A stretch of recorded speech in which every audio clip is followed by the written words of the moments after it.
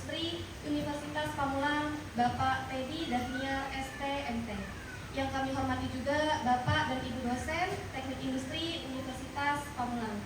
Dan yang kami hormati Bapak dan Ibu masyarakat Kelurahan Kebun Besar. Ini dan kebetulan saya tadi sempat ketemu ya. Dan mudah-mudahan kegiatan yang hari ini dilaksanakan bisa lancar tanpa kendala apapun. Dan saya hormati Bapak Ibu warga desa Kelurahan Kebun Besar yang sudah memenuhi undangan telah hadir di kegiatan ini. Semoga bisa mengikuti kegiatan hari ini sampai selesai.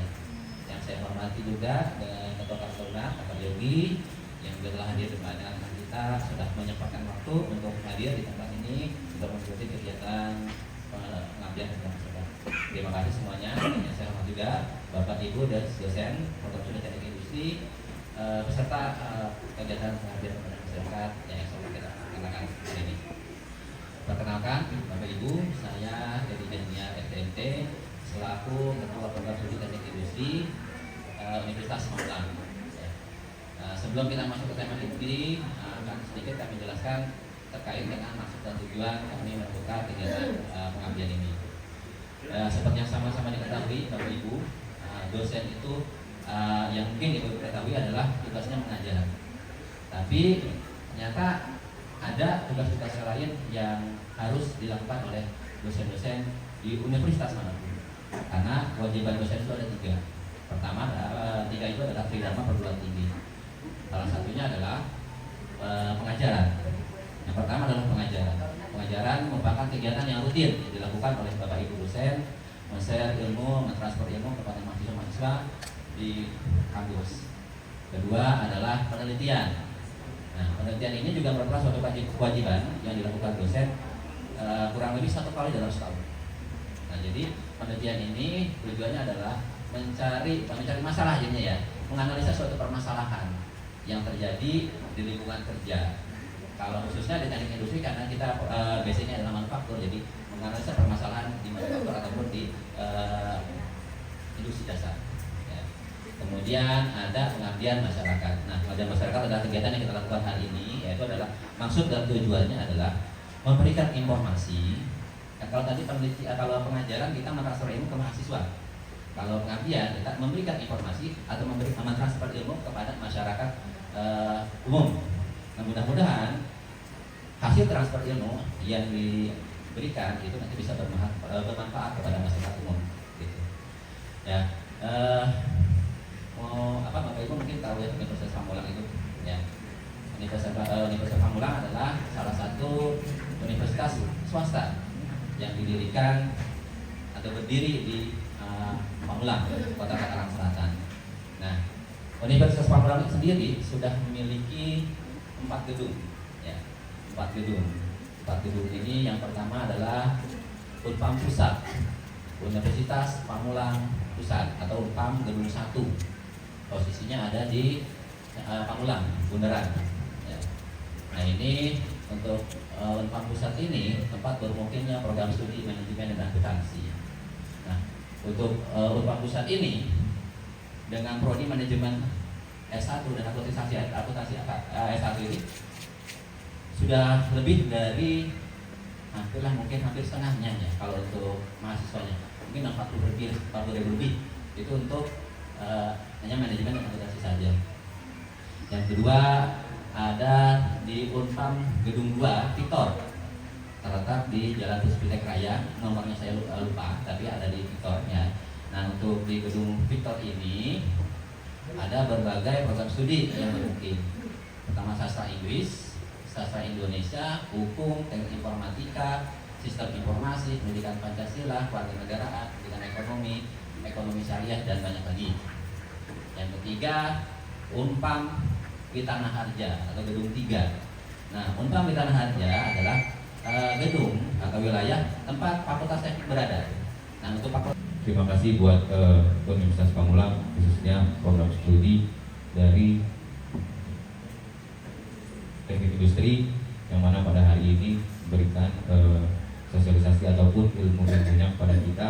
Mereka adalah orang-orang hebat yang sudah menjadi orang yang sangat luar biasa, memberikan ilmunya kepada masyarakat, kepada kita semua di kampung Kebun Besar untuk kita diberikan suatu ilmu ataupun pelatihan dalam nantinya akan disampaikan oleh bapak-bapak dan para ibu-ibu dosen. Semoga ilmu yang diberikan menjadi manfaat untuk kita semua. Waalaikumsalam warahmatullahi wabarakatuh. Kayaknya ibu-ibunya lebih semangat ya Pak ya. Kita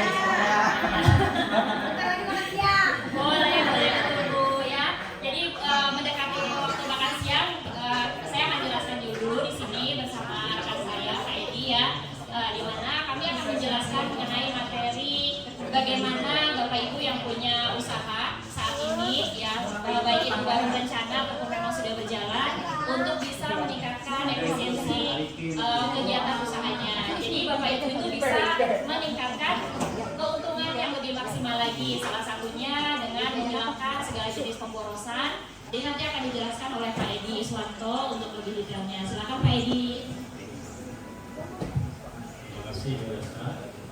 Saya akan melanjutkan. Jadi seperti tadi dijelaskan oleh Bu Esa, bahwa topik yang akan saya sampaikan terkait dengan lean production. Lean production ini apa? Ini istilah dalam bahasa Inggris ya.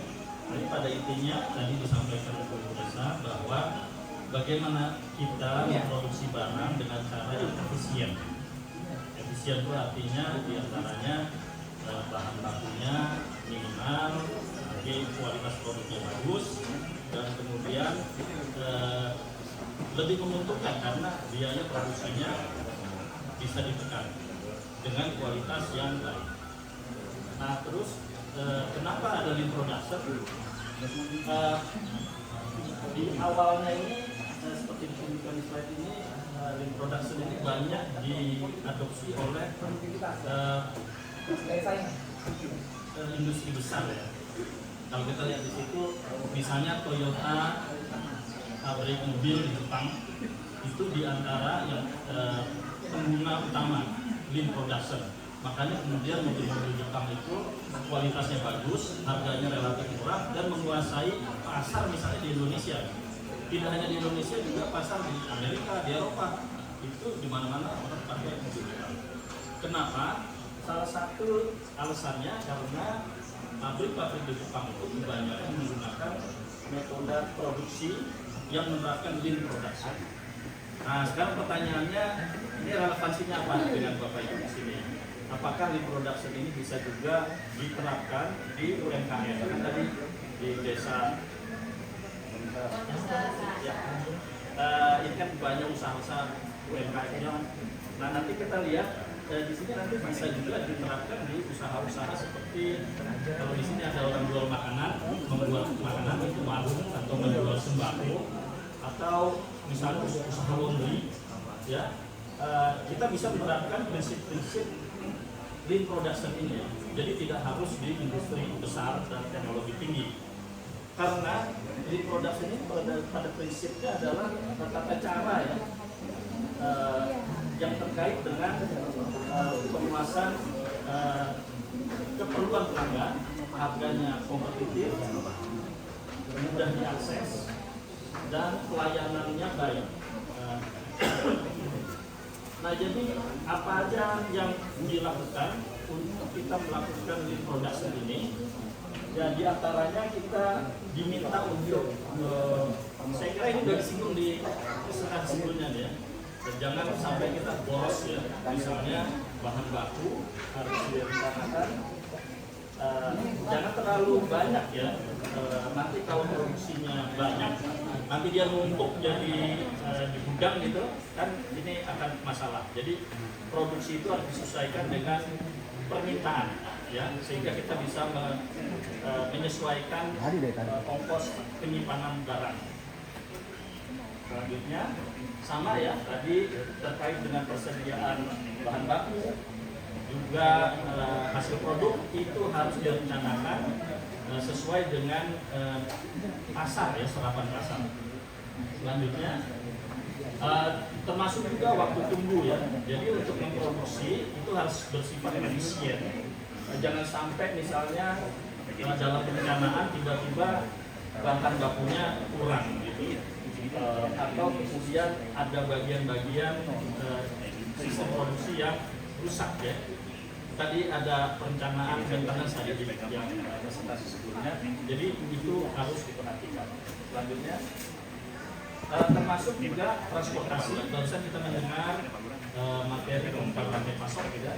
Jadi di mana posisi bahan baku, di mana proses produksi, di mana konsumen akan menyerap produk, itu harus di dalam perencanaan untuk meminimisasi atau memperpendek jarak transport, karena jarak transport itu akan terkait dengan bahan bakar, kemudian ongkos transport dan lain-lain. Ya, ini juga proses yang berlebihan. Kita harus mendesain proses produksi itu sesuai dengan kualitas produk yang akan dihasilkan ya. Jadi apa yang konsumen mau itu yang dipenuhi. Ya, jadi kita tidak perlu nambah-nambahin. Intinya yang difokuskan adalah kepuasan pelanggan. Selanjutnya, ya ini juga gerakan yang tidak efisien, misalnya di dalam suatu proses produksi tentu pergerakan orang itu harus disesuaikan, misalnya bahan baku posisinya di mana, kemudian peralatan. Mungkin contoh yang relevan ini misalnya di bengkel ya, bengkel motor gitu. Jangan sampai orang mau servis gitu cari kunci A di tempat yang beda-beda ya, harus mudah ditemukan. Nah, juga kemudian harus direncanakan prosesnya dengan baik sehingga tidak menghasilkan produk yang reject ya, sehingga ada pengerjaan ulang. Selanjutnya, nah saya kira ini intinya ya dari lean production itu sebenarnya apa yang dilakukan.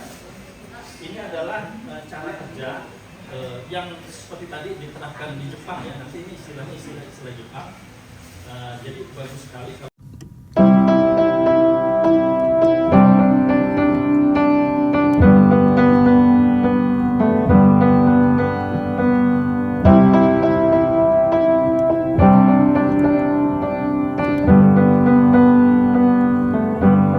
I wish that I could cough out my emotions in a healthy manner and just become the right person that actually matters. Maju cepat. Every day I drive my car